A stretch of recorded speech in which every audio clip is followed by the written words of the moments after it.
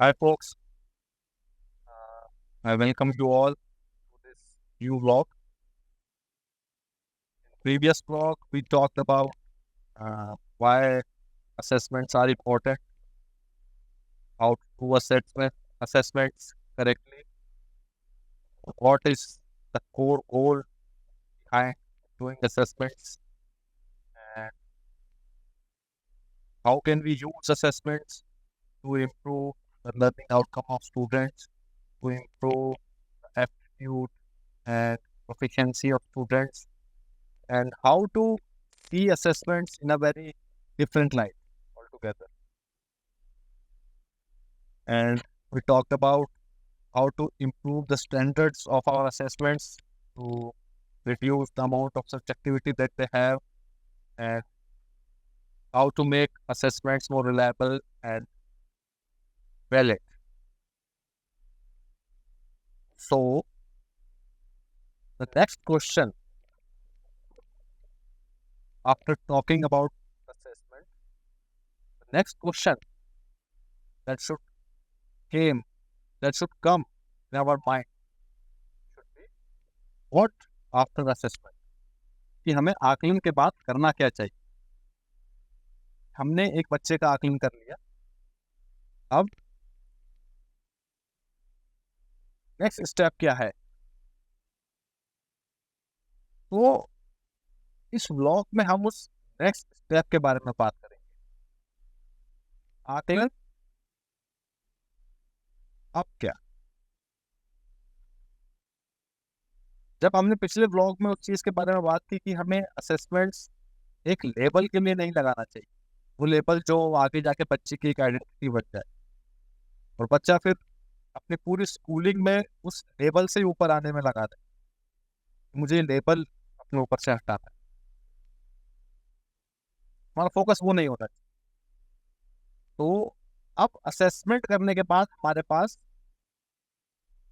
कुछ नंबर, कुछ ग्रेड्स या कुछ कुछ आया रिस्पॉन्स में। जब हमने बच्चे से कुछ सवाल पूछे या कुछ एक्टिविटीज करवाई, हमने उसको असेस किया और उसके बदले में हमें वापस में कुछ मिला, नंबर्स के फॉर्म में है, ग्रेड्स के फॉर्म में है, जीपी फॉर्म में है। तो अब वो जो हमें मिला उस चीज को अब हम कैसे यूज करें, इस व्लॉग में हम इस चीज के बारे में बातचीत करेंगे। अगर मैं उसको एक टॉपिक में बताऊं तो आज हम बात करेंगे why goals are important in a learner's educational journey and what role should a teacher play in recognizing and communicating those goals in front of a learner। ये लक्ष्य की क्या महत्वता है एक लर्नर की एजुकेशनल जर्नी में, और इन लक्ष्यों की पहचान एक अध्यापक या टीचर इन रास्तों से करेगा, और फिर इन लक्ष्यों को पहचान कर एक टीचर कैसे उन लक्ष्यों को एक लर्नर तक पहुंचाएगा। क्योंकि लक्ष्यों का पहचान करना ही सिर्फ काफी नहीं है, लक्ष्यों को लर्नर तक पहुंचाना भी पड़ेगा। तो सबसे पहले हमें ये डिसाइड करना पड़ेगा कि लक्ष्य होते क्या है, ये निर्धारित कैसे किए जाए, और क्या इनका जो निर्धारण है, क्या इनका जो एस्टेब्लिशमेंट है, इनका जो सर्च है वो सिर्फ टीचर ही करता है। इन कुछ सवालों के जवाब हम इस ब्लॉग में खोजेंगे। तो अब असेसमेंट के बाद क्या हुआ, हमें कुछ नंबर्स मिल गए। उन नंबर्स से अब टीचर ये आइडेंटिफाई करेगा कि बच्चा इन इन पैरामीटर्स पे तो खरा उतर रहा है और इन इन पैरामीटर्स पे खरा नहीं उतर रहा। अब लक्ष्य जो है उनको देखने के भी दो पर्सपेक्टिव होते हैं, लक्ष्य है क्या। तो मैं आपको एक उदाहरण देता हूँ। मान लीजिए मेरा लक्ष्य है, मेरे को तो ओलंपिक में जाके शॉर्ट पुट फेंकना है और गोल्ड मेडल लाना है, ये मेरा लक्ष्य है। लेकिन क्या ये लक्ष्य अपने आप में अचीवेबल है? ये जो लक्ष्य है वो एक बिग पिक्चर बता रहा है कि मुझे कहाँ पहुंचना है, लेकिन ये लक्ष्य मेरी जर्नी डिसाइड नहीं कर रहा, वो मुझे रास्ता नहीं बता रहा। तो हमें इस बड़े लक्ष्य को छोटे छोटे माइलस्टोन्स में डिवाइड करना है, जो कि लर्नर के लिए या किसी भी व्यक्ति के लिए इजीली कॉम्प्रिहेंसिबल हो, कि उसको समझ में आए और अचीवेबल हो। क्योंकि अगर हमारे लक्ष्य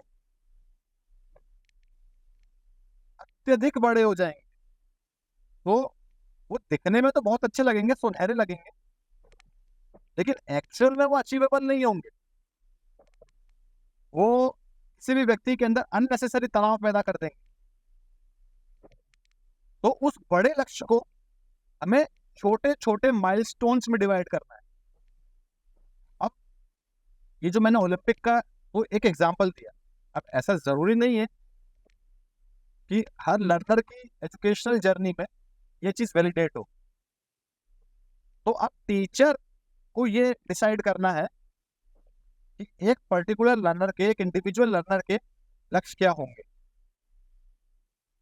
कुछ बड़े लक्ष्य और उन बड़े लक्ष्यों तक पहुंचने के लिए छोटे छोटे लक्ष्य, स्मॉल गोल्स।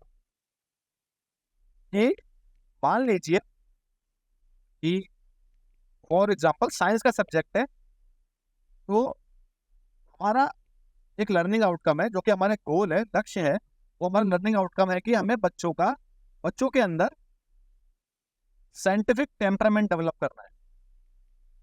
अब साइंटिफिक टेम्परामेंट जो चीज है, ये ना तो एक क्लास में डेवलप होगी, ना ये 2 क्लास में डेवलप होगी, ना ये 1 महीने में डेवलप होगी। इसको डेवलप करने के लिए कंसिस्टेंट एफर्ट्स लगेंगे from both teacher and student. लेकिन अब अगर आप बच्चे के सामने ये बोलेंगे, पेरेंट्स के सामने ये बोलेंगे, इस बच्चे में साइंटिफिक टेम्परामेंट नहीं, साइंटिफिक टेम्परामेंट तो मैं सिर्फ आपको एग्जांपल के लिए बता रहा हूँ, या हम ऐसे बहुत सारी स्किल्स होती हैं, एनालिटिकल स्किल्स और क्रिटिकल थिंकिंग, क्रिएटिव थिंकिंग। तो ऐसी बहुत सारी ब्रॉड स्किल्स होती हैं जो कि बच्चों में डेवलप कराना हमने हमारा एक लर्निंग आउटकम होता है। 2 चीजें होती हैं हमारे करिकुलम में, एक होती है लर्निंग आउटकम, एक होती है लर्निंग ऑब्जेक्टिव्स। तो लर्निंग आउटकम जो होते हैं वो हमारे ब्रॉड गोल्स होते हैं, बड़े गोल्स, जैसे कि मैंने आपको अभी एग्जांपल दिए, क्रिएटिव थिंकिंग और उसके बाद एनालिटिकल स्किल्स और साइंटिफिक टेम्परामेंट, कम्युनिकेशन स्किल्स, ऐसे बहुत सारे लर्निंग आउटकम्स होते हैं, बड़े गोल्स।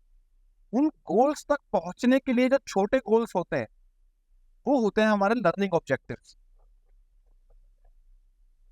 तो अब जब हमने असेसमेंट के बाद ये वो पैरामीटर्स डिसाइड कर लिए या आइडेंटिफाई कर लिए जो एक इंडिविजुअल लर्नर के लिए एप्लीकेबल है, तो अब जरूरत यह है कि उस इंडिविजुअल लर्नर के लिए एक तो ब्रॉड गोल और एक नहीं, काफी सारे ब्रॉड गोल तक पहुंचने के लिए स्मॉल गोल्स जो है वो डिसाइड किए जाए, और फिर उन गोल्स को उस लर्नर तक उस भाषा में पहुंचाया जाए या उस तरीके से पहुंचाया जाए जो उसको समझ में आए।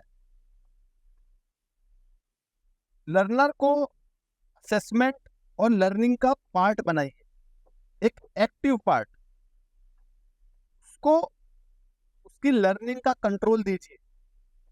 वो शुरुआत में डरेंगे, शुरुआत में उनको ये समझ में ही नहीं आएगा कि चल क्या रहा है, क्योंकि हमने उनको एक ऐसे सिस्टम के अंदर डाल दिया है जिसमें पूरे की पूरी स्पून फीडिंग हो रही है। जबकि एक्चुअल में टीचर को स्टूडेंट को स्पून फीड नहीं करना है, टीचर को बच्चे को फैसिलिटेट करना है। मतलब ये कि उसको ये डिसाइड करना है कि कहाँ उसकी जरूरत है और कहाँ पे लर्नर को उसकी ऑटोनॉमी एक्सरसाइज करनी दी जानी चाहिए। लर्नर जितने ऑटोनॉमस बनेंगे वो उतने ही ज्यादा पावरफुल हो जाएंगे। लर्नर के हाथ में उनकी लर्निंग की इंडिपेंडेंसी और ऑटोनॉमी दीजिए, क्योंकि इससे होगा ये कि आगे जाके लर्नर, क्योंकि आगे जाके ऐसे जरूरी नहीं है कि आप उनके साथ देंगे, लर्नर को आगे जाके एक रियल वर्ल्ड सिनेरियो को फेस करना है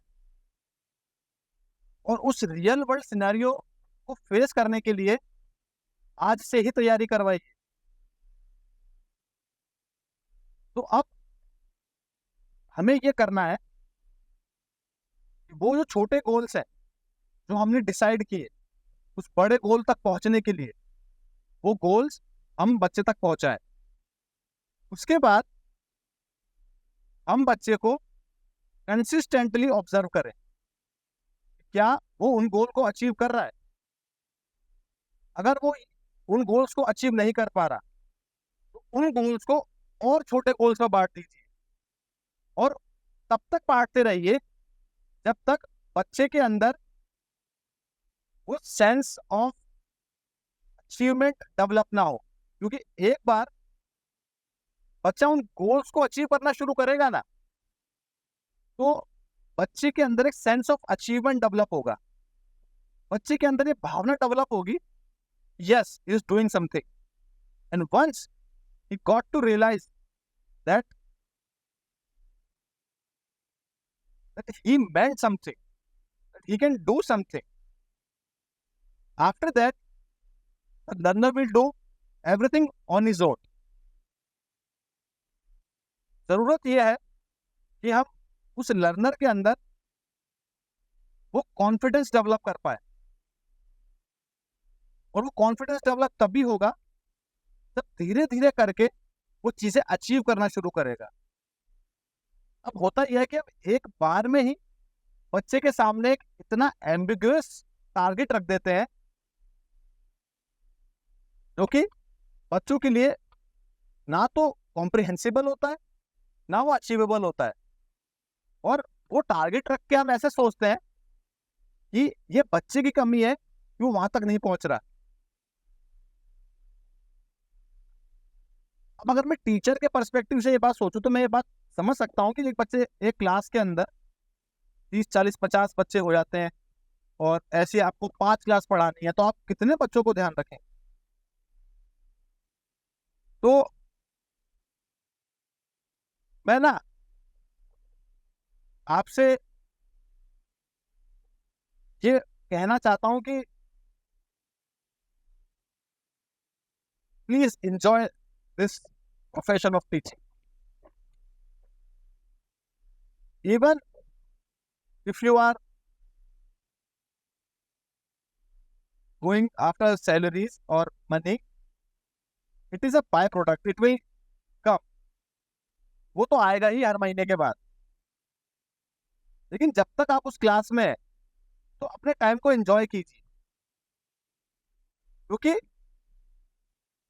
क्लास के अंदर आपके पास 40 पॉसिबिलिटीज है। वो पॉसिबिलिटीज क्या कर सकती है या कहाँ पहुंच सकती है, उन 40 पॉसिबिलिटीज को ढूंढना, उनको नर्चर करना, ये कोई काम थोड़ी है, ये अपने आप में अपॉर्चुनिटी है। Find some fun in that. अब मैं ये भी समझता हूँ कि जब टीचर्स के ऊपर एक्स्ट्रा एडमिनिस्ट्रेटिव प्रेशर आ जाता है तब ये फन गायब हो जाता है। तो you have to find that balance.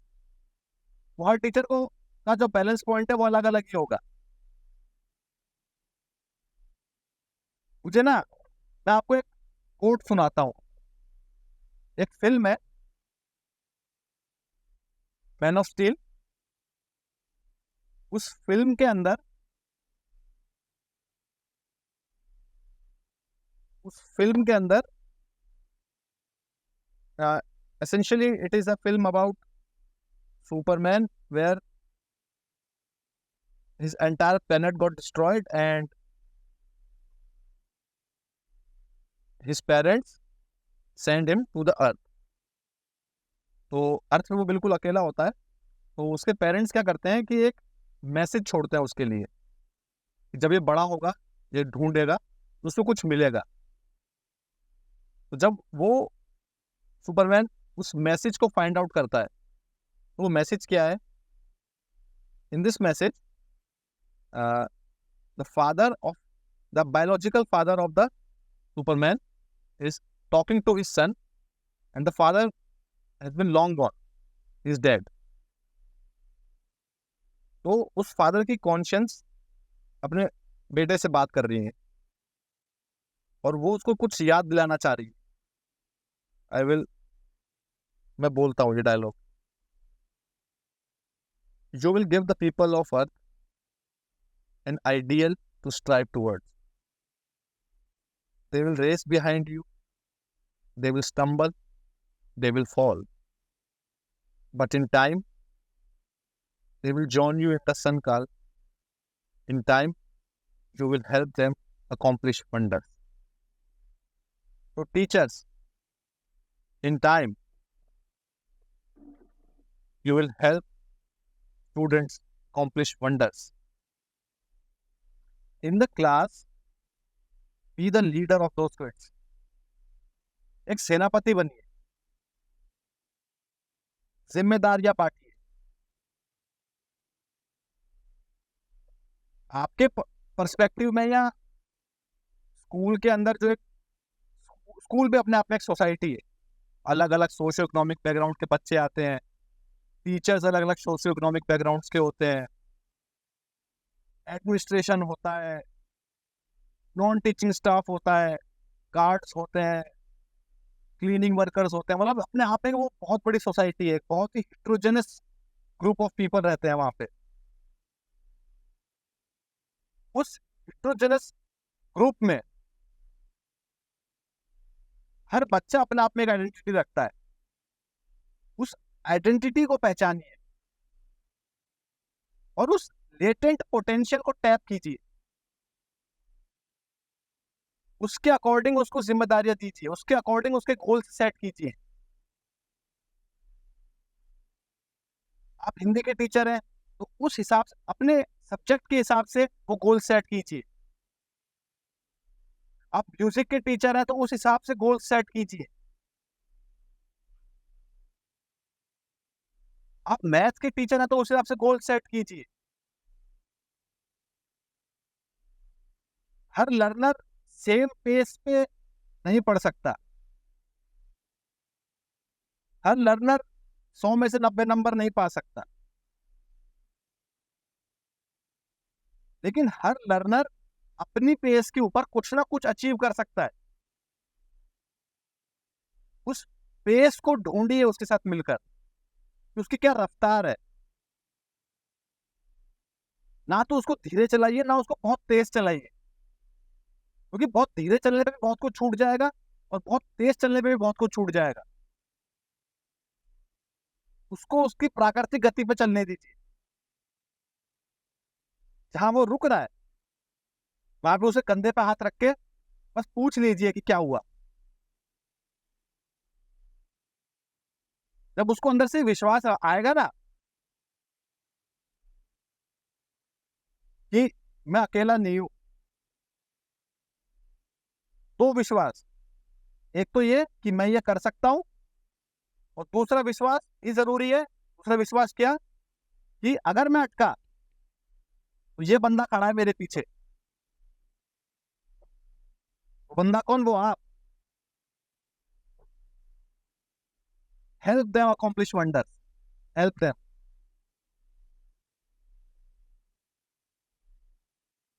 It is a bloody noble profession.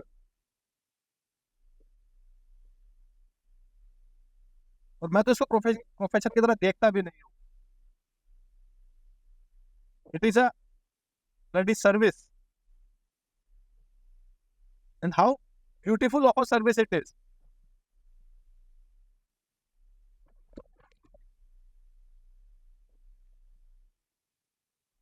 Just forget about the entire world for those 40 minutes when you are in that particular class. चाहे एक बच्चा हो कि 50, उससे क्या फर्क पड़ता है? मत पढ़ाइए कंटेंट। हो सकता है कि उस दिन मूड सही ना हो, कि जैसा भी हो, क्या फर्क पड़ता है? 4 प्रिंसिपल्स नहीं सीख पाएंगे तो उससे क्या फर्क पड़ जाएगा? बातचीत कीजिए, जानिए, समझिए, कुछ बताइए, अपना अनुभव साझा कीजिए। क्योंकि बच्चे शायद आपके पढ़ाए हुए नियम शायद भूल जाए, लेकिन वो आपको नहीं भूलेंगे। अब ये आपके हाथ में है कि how you are behaving with them, how you are presenting yourself with them. वो जो गोल्स जिनकी मैं बात कर रहा हूं, पहुंचाइए उनको वहां तक, धीरे धीरे। अच्छा, ये ब्लॉग सुनकर अब सवाल ये उठता है कि इन ब्लॉग्स में मैं बात किन से करना चाह रहा हूँ? क्या मैं बात सिर्फ प्रोस्पेक्टिव या इन सर्विस टीचर से कर रहा हूँ? नहीं, मैं बात उस हर नागरिक से कर रहा हूँ, उस हर व्यक्ति से कर रहा हूँ जो कहीं ना कहीं इस एजुकेशनल सिस्टम से जुड़ा हुआ है। मैं बात स्टूडेंट से भी कर रहा हूँ, मैं बात पेरेंट से भी कर रहा हूँ, क्योंकि हम सभी कहीं ना कहीं एजुकेशन सिस्टम से जुड़े हुए हैं। शायद मैं किसी पर्टिकुलर बात के दौरान एड्रेस किसी एक स्टेक होल्डर को कर रहा हूँ, एक ग्रुप को कर रहा हूँ, लेकिन वो बातें उतनी ही एप्लीकेबल है दूसरे स्टेक होल्डर्स और ग्रुप के लिए। इस ब्लॉग में मैंने सिर्फ टीचर से बात नहीं की, या मेरी बातें जो इस ब्लॉग में थी वो सिर्फ टीचर्स के लिए थी, पार्शली थी। लेकिन इन बातों का अगर कंप्लीट सेंस निकालना है तो स्टूडेंट्स इन बातों को अपने पर्सपेक्टिव से सोचिए। अब स्टूडेंट से क्या अपेक्षा है? स्टूडेंट से अपेक्षा यह है कि जब टीचर उसके सामने एक रोड मैप रखेगा तो स्टूडेंट ईमानदारी से उस रोड मैप पे चलने की कोशिश करे, अपनी व्यथाओं को, अपने मंतव्यों को, अपने पर्सपेक्टिव को टीचर के सामने ऑनेस्टली साझा करे। जब तक वो टीचर से बातचीत नहीं करेगा तो टीचर को पता कैसे चलेगा कि आपको चाहिए क्या? थोड़ी हिचक हो सकती है, शायद टीचर हमें इतना अप्रोचेबल ना लगे, तो टीचर से यहाँ पे ऐसी अपेक्षा की जाती है कि वो बच्चे के सामने उस रूप में आए जिस रूप में बच्चा उसे चाहता है। अगर बच्चा उसे एक दोस्त के रूप में देखता है तो टीचर एक दोस्त बन जाए। एक बच्चा अगर टीचर को एक पेरेंट के रूप में देखता है, टीचर उसका पेरेंट बन जाए। कुल मिलाकर टीचर से ऐसी अपेक्षा की जाती है कि टीचर कृष्ण बनेगा। मेरे विचार से दूर दूर तक कृष्ण के बराबर, कृष्ण के बराबर का दूसरा टीचर का दूर दूर तक देखने को नहीं मिलेगा। अर्जुन को जिस रूप में कृष्ण की आवश्यकता थी, कृष्ण उस रूप में अर्जुन के सामने थे, एक मित्र के रूप में, एक सारथी के रूप में। एक गुरु के रूप में। जहां पर टफ होने की जरूरत पड़ी वो टफ हुए, जहां पे ढील छोड़ने की जरूरत पड़ी ही लेट इट गो, जहां पे कुछ चीजें याद दिलाने की जरूरत थी he make sure that Arjun do remember those things. तो कृष्ण बनी।